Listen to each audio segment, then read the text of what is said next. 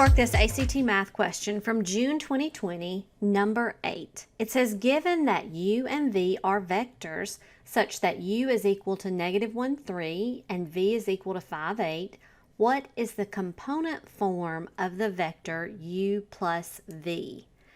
And so one thing as you're coming across this question, and this is number 8, it's actually early on in the test, and we come across the word vectors, which some people might be a little afraid of, but there's no reason to be afraid of vectors. And these are exactly the type of questions that are very straightforward to solve, and so I want to make sure that you have been exposed to them and you know exactly how to handle those.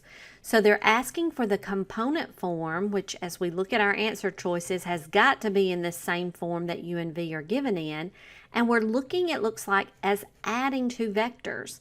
And so when we add the vectors u plus v, all we're going to end up doing, u plus v in vector formation, you might also see this little line over it, which they give us the vectors in the bold print. That's also another way that vectors may be listed.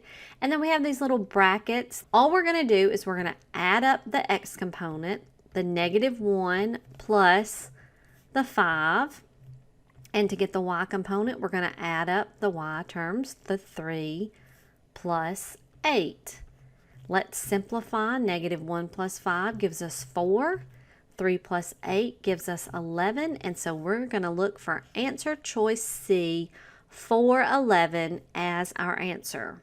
So again, if you want some more practice with a question like this, make sure you take a look at vectors. This is your math question of the day. We have lots more videos to help you prepare for the math section of the ACT. Subscribe so you'll get our next practice. Until then, practice a bit more on your own, and when you take the test, you'll be glad that you did.